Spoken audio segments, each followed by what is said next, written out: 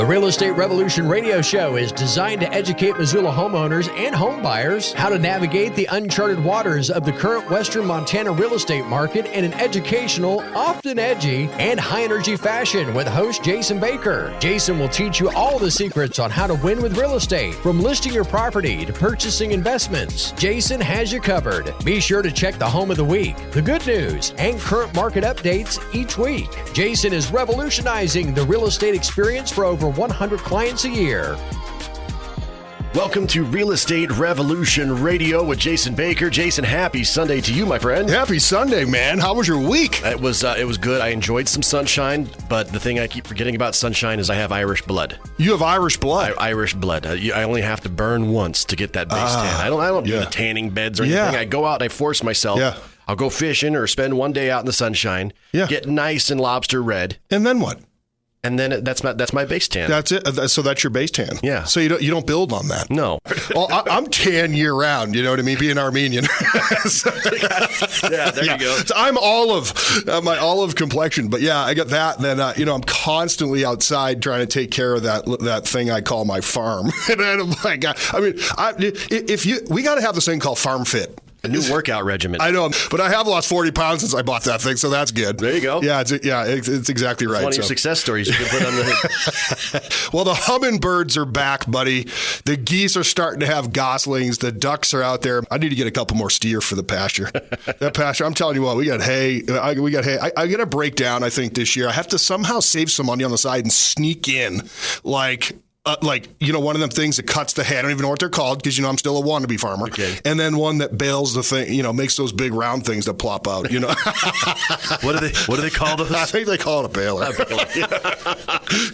But anyhow, so smartest real estate agent in the world here, maybe the dumbest farmer. But as far as farming goes, you're building the plane as you're flying. Dude, I'm making so many mistakes out there, but it's absolutely, it's hilarious and it's fun. Like it could be a YouTube. I could be a YouTube sensation of farm screw ups. That's for sure. So, anyway, farming fails with Jason Baker. I mean, there'd be bloopers, greatest hits. It'd be unbelievable. Just play Benny Hill music the whole time. Yeah, right. Well, today, buddy, I'm going to do a quick market update. And I'd love to talk about all my mess ups on the farm all day. Then we're going to get into a different kind of real estate today. We're going to talk about a little bit about the real estate of the mind. Oh, yeah. Oh, we're diving into some psychology. I think we're going to talk a little bit about a positive mindset today. I think right now things are so crazy in the world. Gas is super cheap. Costco is super cheap. We're not paying way more for everything, that we have. People are getting frustrated out there. So I'm going to bring some positivity, baby. Okay. What do you think about that? So it's going to be the real estate of the mind today. It's got some Tony Robbins vibes going on. I don't know about that. He's actually fit, trim, and rich. So anyway, but the first thing I want to talk about is, since we should keep it a little bit real estate, is the inventory has doubled. It has. It has. There's 125 single family, not manufactured, not land, not commercial, not condos, not townhomes, not including those things. Not that those are unimportant because we do those too. But our baseline that we use is how many actual stick-built homes are out there available in Missoula County. That's 125. And, last time we were talking, it was in the 60s. Yeah. Okay. So that's doubled. Now, that's a byproduct of it is the time where people think it needs to be green grass in order to sell a house, which is untrue. It's traditionally the time when you see people you do that. You do that. And then when the inventory doubles, you have half as many showings and you have half as many offers. So it's always, now is a good time to sell for sure. And we'll go over that. But rates have settled down a little bit. They bounced up to 5.75 to 6, depending on what bank. I'm not a mortgage broker, but I read these things online. Disclaimer. Now I was reading today that they're at 5.5. They are, however, I've been in meetings for the last 2 weeks with mastermind groups and everything else. They do expect them to go up into the 7s. And that is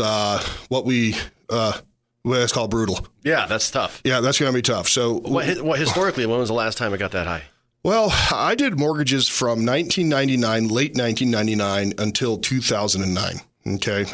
And when I got into the business in 99, the interest rates were 10%. Wow. 8 to 10%. 8 would be a great rate. They'd be like foaming at the mouth to get 8, right? And then we got to a point where the conforming rates were somewhere in the high 5s, low 6s by the time I had quit, which people still thought was amazing, right? So, and then you had those crazy adjustable rate mortgages where if you could fog a mirror, you could you could get a loan, But historically, 5.5 to 6% is very low. Yeah. But we've been so spoiled over the last 7, 8, 9 years, with lower interest rates, which was really one of the big things that drove the market. So there's 77 in Missoula, 125 in Missoula County. Average listed price right now is $925. Here's the thing. We're seeing price reduction after price reduction after price reduction after price reduction. Is that because of inventory? The ones that are, it's because of inventory, and it's because we have lost 30 to 40% of the buyer pool, the lower end buyer pool. And I don't say that in a condescending way. I'm talking about people who are looking from basically 500,000 average sale price of 540 and under. Those people no longer qualify for 500 or 540. 540, by the way, is the average since January 1st home that is sold in Missoula. The average in Missoula County, the average is 540,000. Okay. So that's way up, right? Yeah. So you take the rising prices and then you throw in the mix these, high interest rates, and people that we've just lost. We've lost that bottom echelon. People who were pre-approved before. They're not approved anymore. Not anymore. Yeah. So you lose those. And so then the showings go down. And so when the showings go down, the days on market goes up. The days on market cause the inventory to go up. And then again, you also have the spring rush, the summer rush, right? People that only are selling when the grass is green. Down in Ravalli County, there's 138, even more than Missoula County with a third of the population. So a really, really good option for buyers is Ravalli County. And our last market shift, though, because we are inside of a market shift, okay? This is the beginning of a shift that we thought was going to happen 3 years ago, 2 years ago at the beginning of COVID. I was talking about and sent out a newsletter, said the end is near, right. And then COVID hit and caused everybody to stay put, which just, dropped that inventory level down. And again, we had low rates and low inventory, and then people wanted to get the heck out of these crazy cities, where people are marching around, burning everything down, not getting arrested. Don't get me going on that.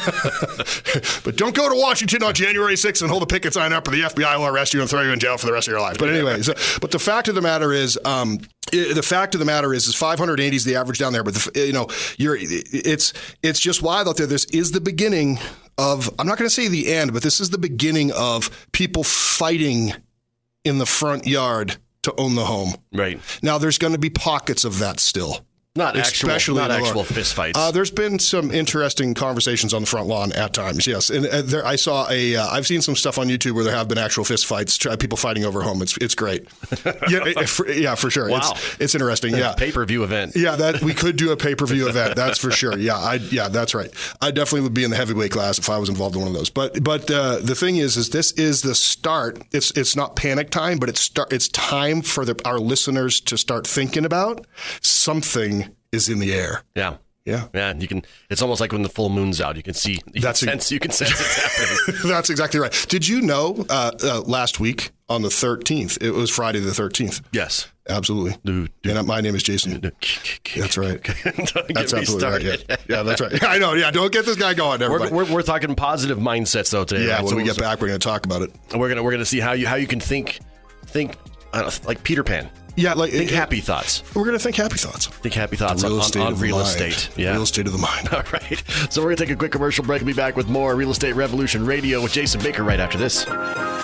Hey, if you're even thinking of selling your home, well, you need to know all of your options. That's why there is one source that I look to for the best advice on the local real estate market. I'm talking about Jason Baker of Rise Realty, Montana. What's the latest news in real estate? Sean, the good news is when you have great marketing, what's happening in the market doesn't matter that much. That said, we're seeing rising interest rates that has removed approximately 30% of the buyers from the market, and that's going to continue. How does that impact sellers today? Simply put, this is the last chance to sell, I believe, for top dollar. Less buyers means less showings, less offers over asking price, and we can still help get you over asking price with our amazing marketing. All right, as always, thanks for the insight. He knows how to cut through all of the talk and to give you accurate information. So call the agent I recommend. Call Jason at 552-4443. That's 552-4443. Online, JasonBakerTeam.com. That's JasonBakerTeam.com.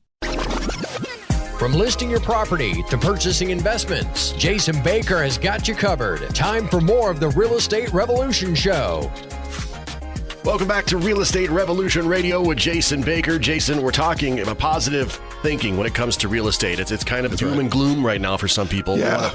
We want to look on the bright side of this. I really do. I think, it's Sunday, man. This is the day where we reflect on things that we're grateful for, or, we can stare at the ground. We have that choice every day. So we can pout.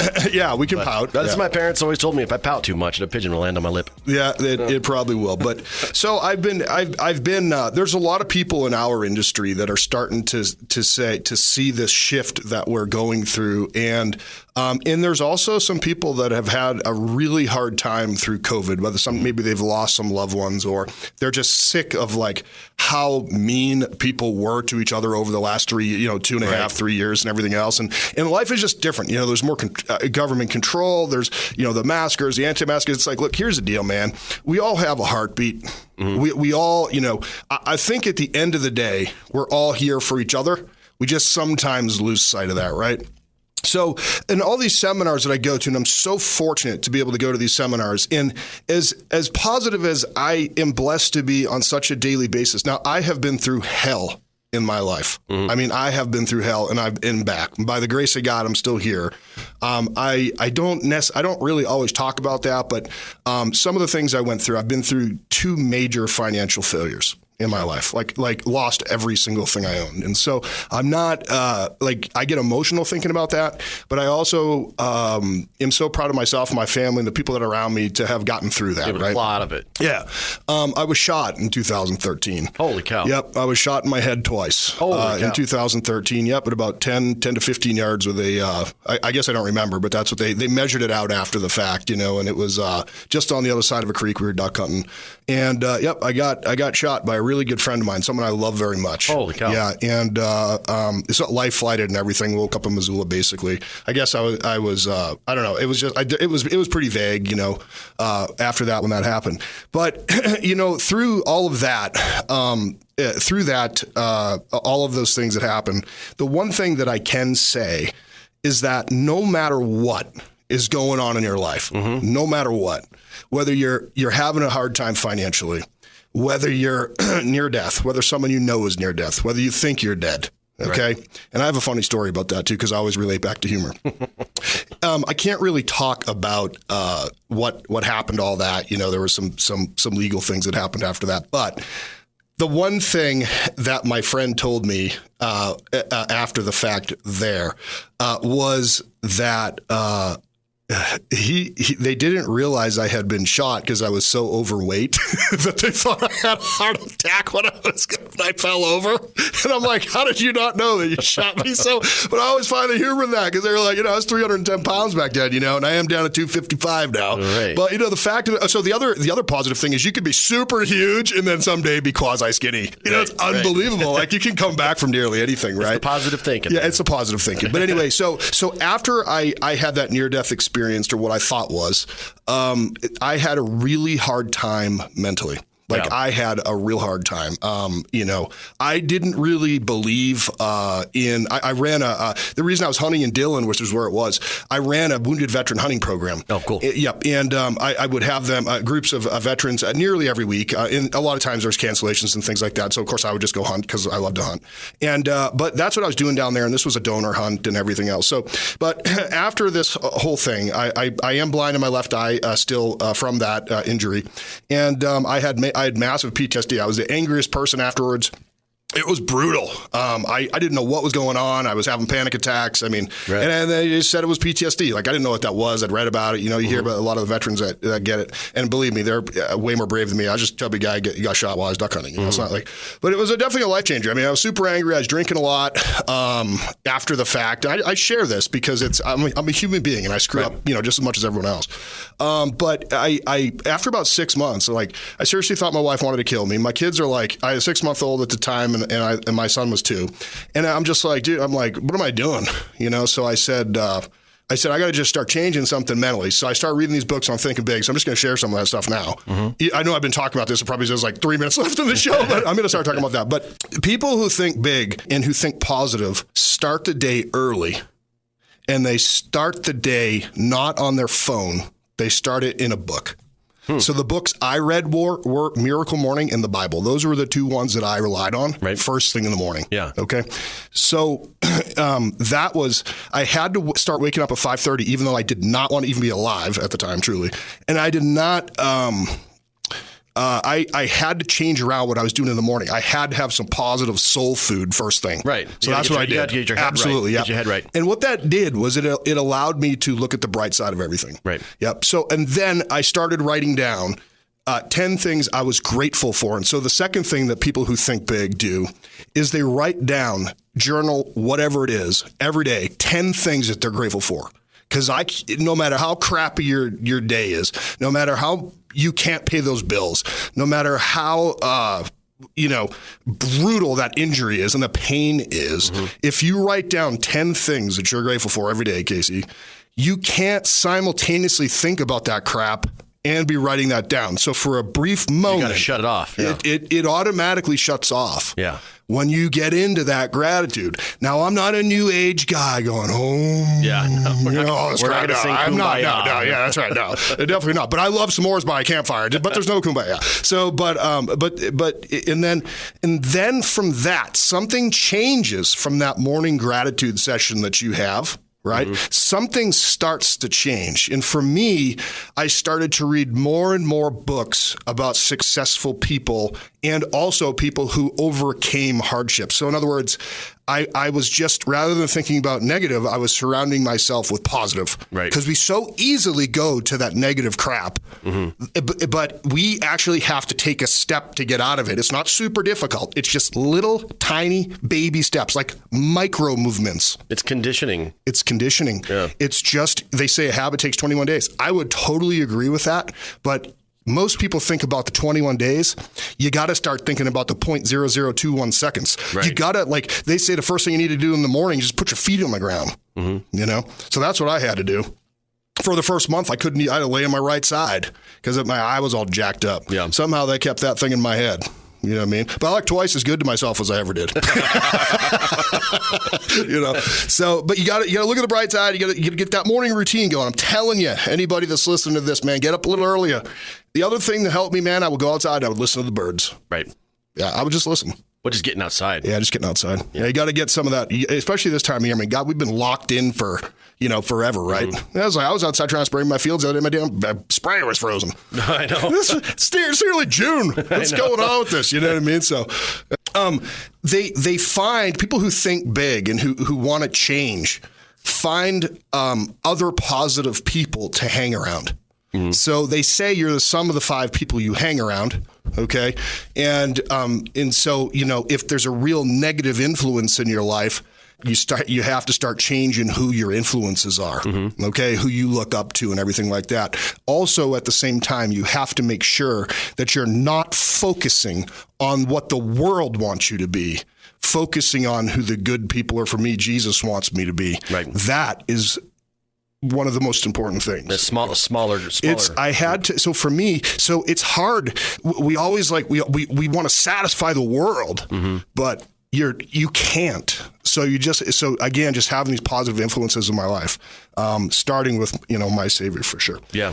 Second, so then we keep going here.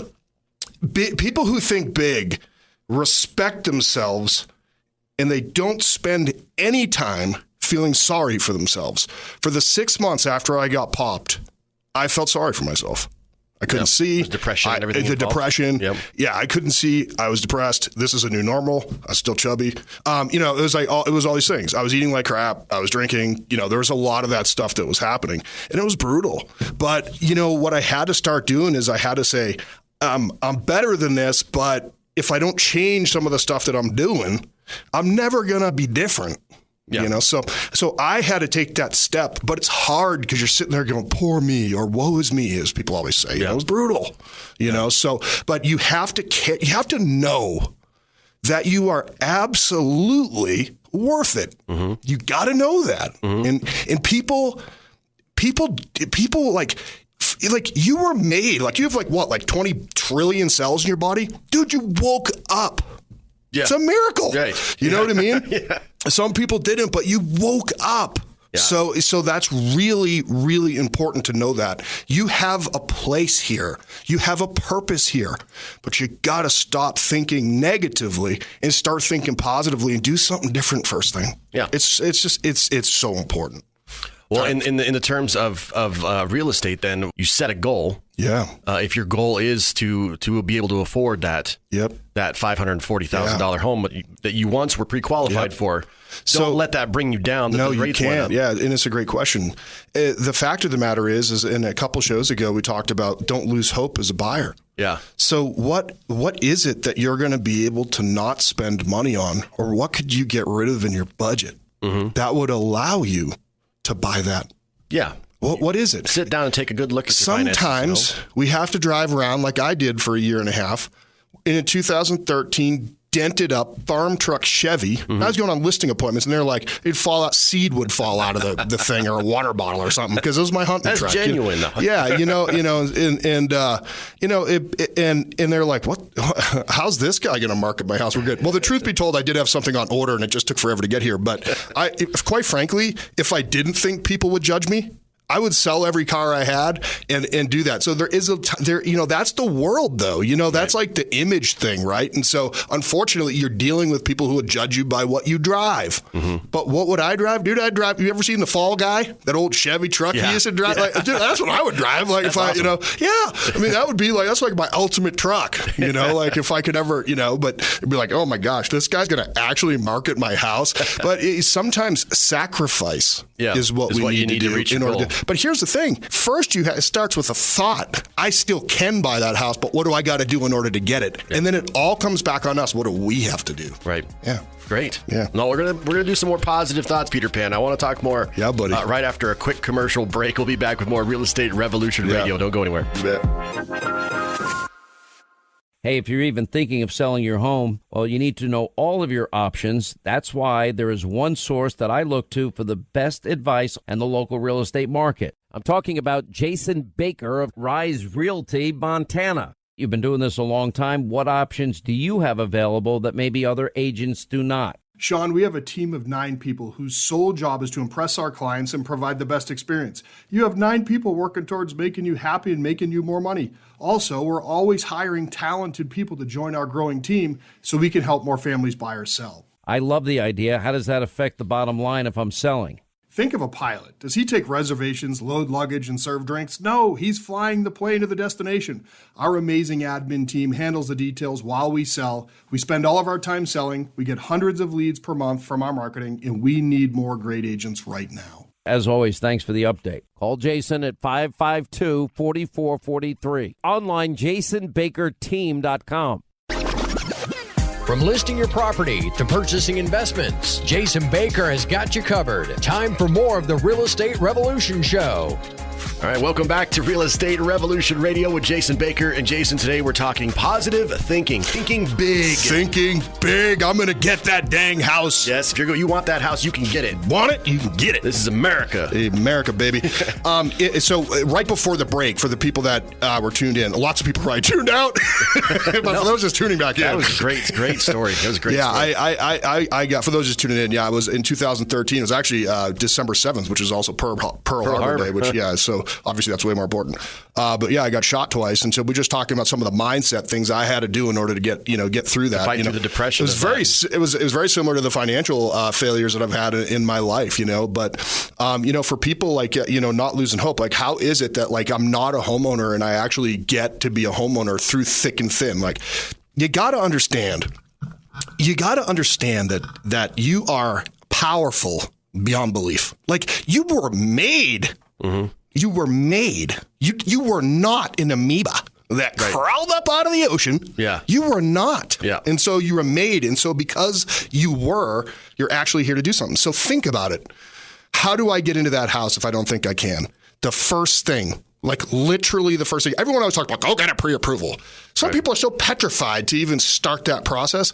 you got to get your credit pulled and you got to not give a crap what it looks like. What it looks like. Yeah. Because here's what I know. If I'm going anywhere, I got to know how to freaking get there. Right. I don't care. I don't care. You got to stop caring about that. You got to stop caring about what I was saying before the break, what the world thinks about everything. Mm-hmm. If we're going to get somewhere, we got to know right where we're at. We got to be completely honest with ourselves. And what we hate doing is look at what we got to change in order to get where we want to go. We hate it as humans. I don't want to give it up. I want the easy button, you know, dude, I'm there all the time. Like, you know what I'm saying? Like, I'm trying to find a thing I can buy on Amazon where I stick it on my stomach and it makes it go away. Like, everybody wants the easy button, right? Yeah. You know, like a cool sculpting, you know, or something like that. But you got to start there. You got to get that report. And you got to be like, all right, I got to pay that off. I got to pay that off. I got to pay that off. I can't have that truck. Damn it. You know, I can't do that. I can't have it now. I can't have it now. No, but once I buy the house, I go get it the next day. Yeah. Right. Well, you have to wait 6 months if you order it, right? Yeah. So, but that's the thing. So, you know, people who think big take risks. In order to take risks, you got to know where you're at. And then you got to make a plan and then you got to get there. And along the way, you got to take risks. And you got to sacrifice along the way. You got to stop worrying about the image of the world because the world will let you down every single time. For sure. Okay. Also, people who think big don't have a lot of free time. If we want a house, what are we going to change or change in our life in order to get it? What are we going to change? You don't have one now because you're doing what you're doing now. Right. What are you going to change? Spend more time. If I want the farm we have now, I wanted to have a place where I could grow crops for waterfowl. Okay. That's what I wanted. Yeah. I could never afford it. Like literally, as hard as we work and as successful as we are in real estate in this market, as quickly as we were, praise God, there's no way I could have afforded it. So what did I have to do? I had to say, I need to talk to 25 people about real estate every day. Yeah. Because I'm talking to 5 right now and I'm making this. Yeah. But I need to talk to 25 because I need to make goals. 5 times more. Setting goals. And that's not materialistic. That's not everything. If I work for something, why should I not have it? If I want something, why should I have it? Now, again, you have to, the love of money is evil. Having money is not evil. To just worship money is evil. So I have to look at that. So I didn't worship money. What I did was I found a system that helped people and myself along the way, namely my agents, my staff that I pay them on salary. How many lives can I improve now in order to get here? Yeah. So I improved tens of lives along the way to get up here. And I probably pissed off some people along the way as well, which I'm sorry for because I don't wake up in the morning trying to damage. Do that. It is. And but the fact is I had to change my behavior in order to get what I wanted. And I also had to now learn how to mow a lawn. So I had to do different stuff. So I had to call more people. I had to talk to more people. I had to change my action. I had to work on my mindset every day. And I had to put other people first in order to get what I wanted.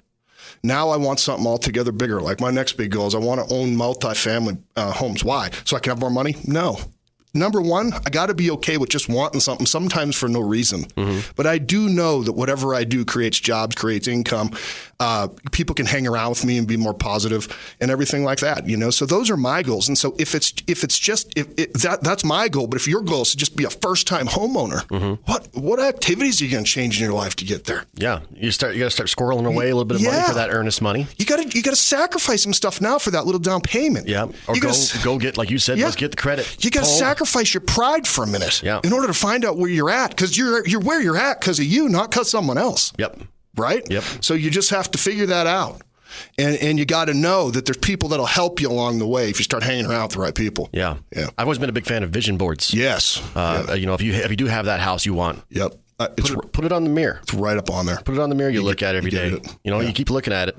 Yeah. I mean, you see a house in the market you think's your dream house and it's sold. Don't let it get you down. Yeah. If you're patient, you're going to have another house that's going to One thing is, man, don't envy other people. You got to, you know what those people did? You're seeing the fruit of their labor that they've done for the last 5-10 years they had on their vision board of the work that they've done. You're just seeing the outward thing because that's what they post on social media. Well, this has been a great talk. And I think everybody does need to keep that in mind. Like you said, especially for first-time home buyers, don't let it get you down. The rates are going up. Don't let it get you down that the house you want, you can't afford right now. Because as long as you keep thinking positive about it, as long as you start taking the steps to reach that goal, you're going to get there. Absolutely. Dude, just set your goal and just go crush it. Yeah. Find a way to make it happen. Get a second job, get a third job. If you fail, you just pick yourself back up and keep going. You know what happens when you fail? You learn. You learn. Right. It's the way to course correct. It's how the world tells you, nope, not that, something else. Yep. Don't you ever quit after you fail. You call it fail forward, man. They're saying failing is more valuable sometimes. You know what the world tells you? You can't fail. The world only tells you, oh, show me your successes. Dude, I don't know. Man, I'm scarred from head to toe from failing. My fiance always tells me to try and fail, but never fail to try. Absolutely. No, she's super smart. Where'd you meet her? That's why I put a ring on it. Yeah. Well, if anybody wants to talk with Jason more about this, or maybe you are a first-time home buyer and you're interested in learning a little bit more on the steps you need to take to get there, what's a good phone number to get a hold of you? Yeah, just Google us, Jason Baker Team, or you can call us, call me up anytime. I'll pick my phone up. It's 552-4443. Yeah, and then the website, you can always check out some of the properties you have available, too. Yeah, jasonbakerteam.com. Properties are down at the very bottom there. But, yeah, I'd love to talk to you. Yeah, if you missed any of the episode or you missed any today's show, you can always go back and listen to it on demand at newstalkkgvo.com. Jason, we're out of time. Thank you so much, and we'll see you next Sunday. Love you, brother.